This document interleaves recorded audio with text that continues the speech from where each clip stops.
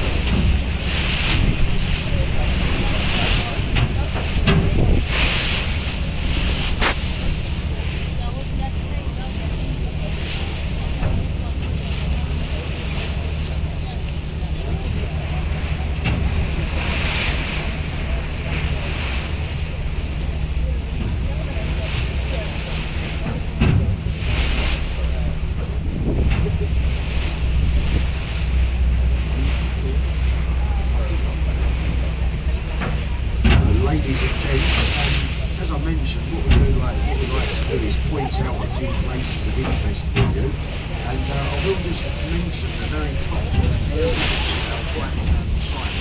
This is the Canary Wharf development. I'm pretty sure most of us call the office block with the pyramid roof Canary Wharf, although the official name for that building is the Canada Tower, number 1 Canada Street. For a very long time here in the UK, that was the tallest building, and it stands at 850 feet high. It's now been taken over by the shark up the London Bridge. And the whole area of London, to our right, is called Canary Wharf, because years ago, lots of fruit from the Canary Islands was brought to this part of London, and all of that fruit would have been stored in a large docking system in this area. So it's a very nice place to visit Canary Wharf, and it has been compared to as a little man. We're also going to see lots of nice riverside pubs. I will mention one of the pubs, the first pub in the pubs. If you look directly on our head, there's 2 white houses. Next to those white houses, in a few moments, there's a little brick building with wooden balconies. This is a lovely old pub, and it's called The Grapes.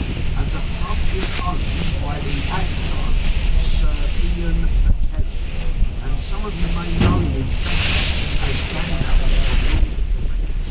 Now, Ian McKellen lives very nearby to this pub. We're not allowed to tell you where, because he has complained. He may or may not have a yellow shirt. Now, a few years back, property developers were going to wipe knock it down and turn it into a rise. Ian McKellen said he was safely very nice and hands the grapes at night. In the area of London that we're passing, the East End of London, this particular part of the East End is called the White House. There's a very nice bar and restaurant ahead of us to the right. See that red brick building with the chimneys on top? It's called the Narrow, and it's owned by the celebrity chef Gordon Ramsay. It's one of Gordon Ramsay's restaurants in Narrow. There's a little dock entrance here on the right. If you have a small enough boat, you can go into that boat. It would lead you into the Grand Union Canal. And from there, you can travel in inland waterways of Great Britain to places as far up north as Birmingham and Manchester. If you've ever watched the TV show Peaky Blinders, a lot of that is filmed on the canal systems down here in London and Ireland. On the other side of the river to the left, there's a large yellow brick building with a red crane on the outside. And this was a rice warehouse years ago that closed down in the late 70s. Grove Wharf is now Riverside Apartments, and a 2-bedroomed apartment in that building will set you back about £1 million just for a 2-bedroomed apartment. And the further upriver we get, the more expensive they become. Ahead of us to the right, where the red and yellow cranes are, you can see there's a construction site. On the way up to Westminster, we will pass about 5 of these sites in total. There are 12 of them altogether up and down the River Thames. And for the last 10 years in London, this country has been going through one of the biggest civil engineering projects it's ever seen. And at the moment, they are building or digging a new tunnel beneath London. Now, the new tunnel is nearly 30 miles long, and you can fit double-decker buses through it. But it will not be used for vehicles or pedestrians. The new tunnel is a sewage pipe, and it is to replace the Victorian sewage system that runs beneath the city. When the Victorian sewage system was first installed, it was designed for about 1 million people. In London today, there are over 12 million people, And the old Victorian sewage system, it just can't cope with all this, with the sheer amount of waste that London's producing. It's a massive ongoing project that should be complete by the end of this year. It's taken 10 years. And then looking to the right, another little pub, a white building with a willow tree next to it. This one's the oldest recorded pub on the banks of the River Thames, and that is called the Prospect of Bigben. And this pub, ladies and gents, dates back over 500 years. There was a pub standing on that site when King Henry VIII was on the pub. Back then it was known as the Devil's Pub. Then it was renamed after a ship called the Prospect. They used to bring coal to London from wich. The crew of the ship used to drink it. Sadly, one night on their way back out to sea, lost in a storm. The landlady renamed it in remembrance to those who lost their lives.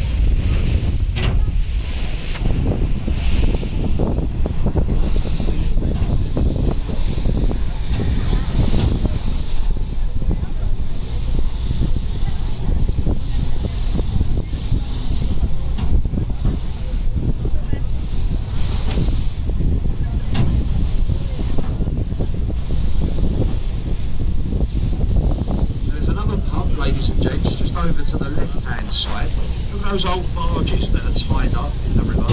Just behind them, a little white building, very nice old pub called the Mayflower. And that pub was named after a ship that set sail from this part of London in the early 1600s. When the Mayflower left here, it travelled around the coast of England. It stopped and loaded with passengers at a place called Plymouth. Those passengers were then sailed to America, where they settled and became known as the Pilgrim Fathers. A very important part of American history, starting here to our left hand side. Actually, the captain of that ship is buried in the church back on the left, St Mary's at Rotherham, a man by the name of Captain Christopher Jones. And another pub. Don't get the wrong idea about me, keep mentioning all these pubs. We do try to visit them as much as we possibly can. But sometimes we spend hours in these pubs for your benefit. And do research for these commentaries, you see. That one's called the Captain Kidd, named after a pirate that was executed in London. A Scotsman by the name of Captain William Kidd, drowned in the River Thames in 1701 for his crimes of piracy. Piracy was rife back then. At one time, 30% of cargo that came into London was stolen. A group of local businessmen decided they would fight back, and they formed the Thames River Police. Now, the Thames River Police are in fact the oldest uniformed police force in the world, and started up just under 300 years ago. About 20 odd years before the famous Bow Street runners, the two forces combined together. They formed what we have today, the Metropolitan Police Force. And there's a lovely building to the right-hand side, the yellow brick building ahead of us. It's called Oliver's Walk. Over the years, lots of celebrities have lived inside that building. The likes of Robert De Niro, the famous singer and actress Cher. Up until recently, the penthouse Dame Helen Mirren. When Cher lived in that building, she wrote letters to our company, and she complained about us telling you where she lived. Eventually, she got so fed up that she decided to move further up the river. And I will point it out when we go past. The area of London over to the left, known as Bermondsey. This is part of south-east London. Bermondsey years ago was a very poor, very rough part of London. And it was in Bermondsey where Charles Dickens grew up. It was here where Charles Dickens set the scene for his famous novel, of Oliver Twist, basing some of the main characters like Fagin and Bill Sykes on people he had met in the area. A lovely place now, Bermondsey. Very nice party club. And then we've got Tower Bridge up ahead of us. To the right of Tower Bridge, St Paul's Cathedral. Look to the right of St Paul's, above the stillwork of the bridge, Christopher Wren's monument to the Great Fire of London, the stone column with the golden top piece. The monument was designed to look like a candle. It was said to have been a candle that started the Great Fire of London in a baker shop nearby to where the monument stands. A lady asked me last week if she could go to visit the baker shop. Honestly, I had to remind her that it burnt down in a small fire a few hundred years ago. So our first stop, to the right-hand side, Tower Bridge, Kent. We're only here for a couple of minutes, and then we make our way further upriver towards Westminster. Now, is anybody getting off the boat here at Tower Bridge? Is anyone leaving us? A few people downstairs. So if you are leaving us, a nice place to visit ahead of us to the right, where the trees are, there's a dock entrance. It's called St Catherine's. It used to be a high security dock filled with valuable cargo. Now it's a marina filled with luxury yachts and cruisers. Nice bars and restaurants. There's a lovely given by a crew member. That's nothing to alarm you. Sit back, enjoy the cruise, and the next stop that we make is Westminster. Now folks, as most of you are aware, on the way up from Greenwich we had started a live commentary. So we had started a live commentary, and as we make our way through the city, we will continue along the way. So just to point out that we're not tour guides on these boats, we are the crew. Over the years we've learnt about these buildings, so we like to pass on some local knowledge, and hopefully it will make it more interesting along the way. And we'll just start to the right hand side. We have London's, or used to be London's top tourist attraction, and that is the famous fortress, the Tower of London. And it dates back nearly 1,000 years to 1078 in the reign of William the Conqueror. Now over the years the Tower of London has been used as lots of different things, most famously known as a place of imprisonment, torture and execution. There is a lot of gruesome history behind the walls of that building. If you haven't been inside, it should definitely be on a list of things to do. And it now houses the Crown Jewels. And then in the river to the left we have the warship HMS Belfast, built in Belfast, Northern Ireland, in the same shipyard as the Titanic. Saw action all throughout World War II, but is permanently moored in London today as a museum. It's a good day out on the Belfast. There are 9 decks to explore. And there's a lovely building on the right-hand side as well, the long white building. That one's Walter Guard House, London's headquarters for His Majesty's Customs and Excise. If anything were to be smuggled into the country, tobacco, alcohol or drugs, it's all confiscated and they keep it in the basement of that building. And at the end of every month, it's all distributed. That's what they say. Rumour has it their Christmas parties are phenomenal. And then we've got the Shard of Glass to the left-hand side, the tallest building in Western Europe, just over 1,000 feet high. At the top of the Shard, there is an observation platform. Now, it will cost you £50 each to go. It's quite expensive.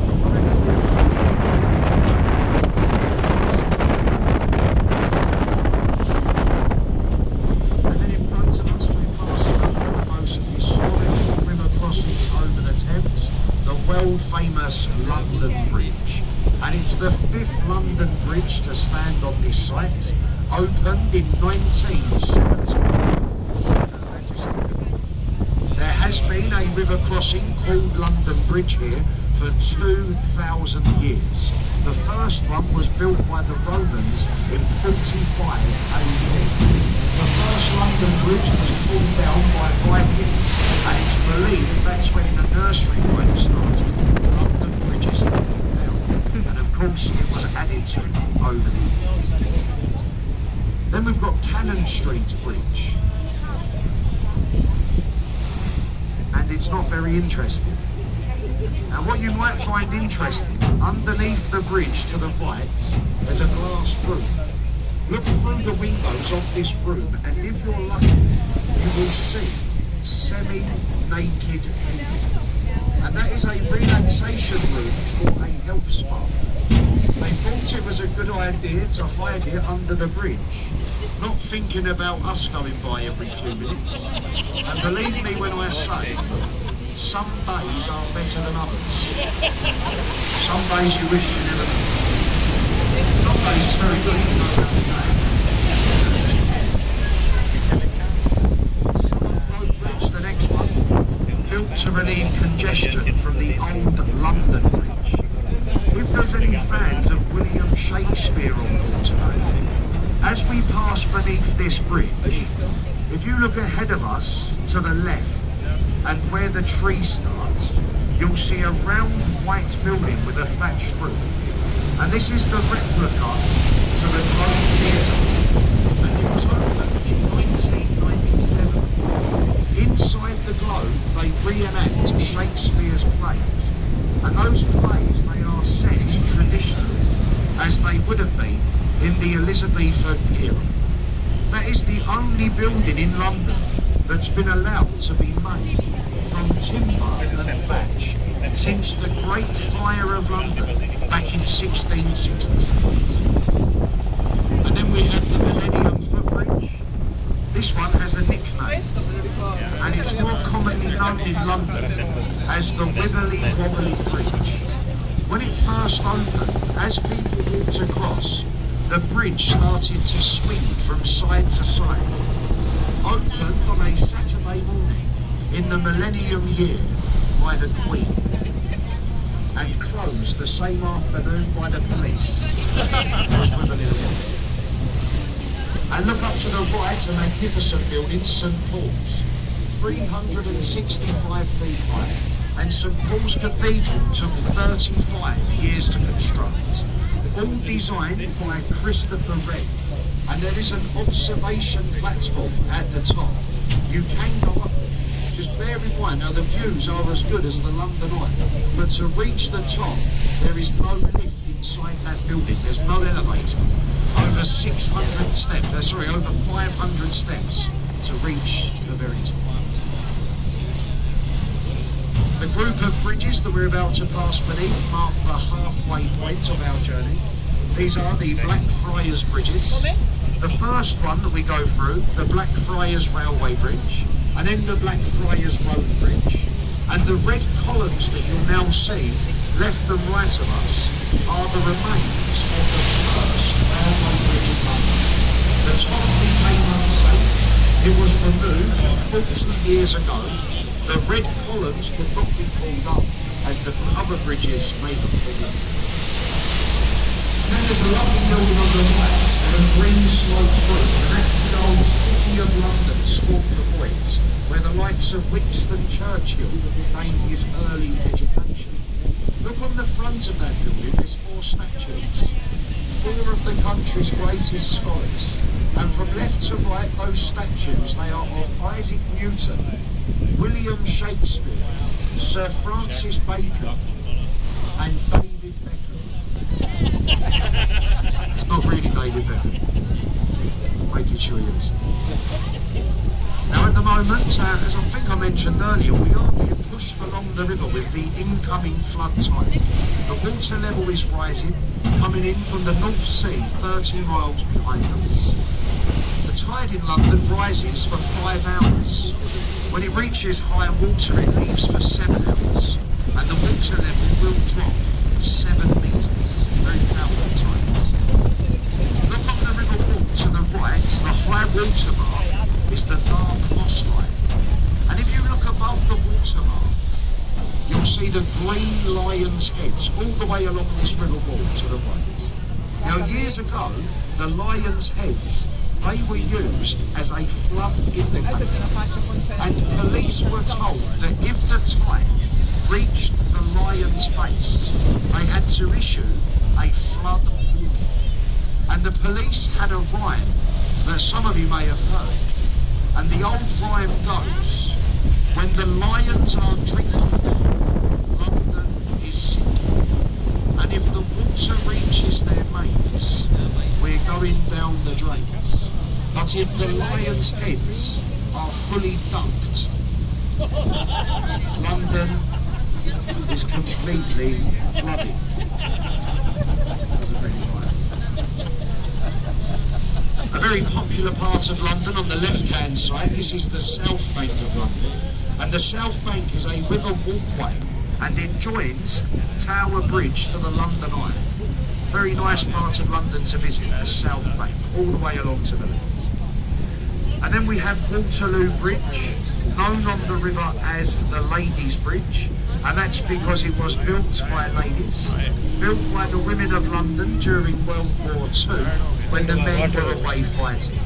It is the longest bridge in London, at 1/4 mile, so well done to the girls, Waterloo Bridge. See with that couple standing up to the left, look underneath those two people, and on the face of the bridge, can you see those holes in the bridge? They are bullet holes. The ladies took fire from enemy aircraft flying over London. Didn't place the girls, they finished the job. Well done to the ladies, Waterloo. And then over to the right, the oldest landmark you'll see today. On the river wall, the stone obelisk, Cleopatra's Needle, that was made in Egypt over 3,500 years ago. Brought to this country about 200 years ago to celebrate Nelson's victory over the